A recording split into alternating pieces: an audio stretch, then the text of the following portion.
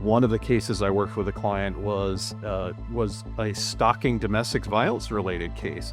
But if we didn't have access, as a client didn't do the extra step of looking into internal communication channels like instant messaging, we would have lost a lot of the threat signal that we were looking for. There was a lot of significant stuff in just two-way communications that historically, when I was on threat assessment management teams, we wouldn't even have access to that, much less know the team on the other side of this large company that would be able to get us that information. We just wouldn't talk.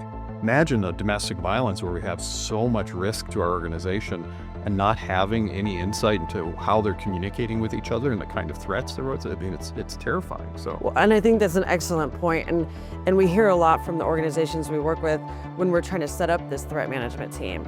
And we preach so much about, make it multidisciplinary, include HR, include communications, include legal, include security. But oftentimes we hear, well, I just want to keep this in-house, in our department, in security.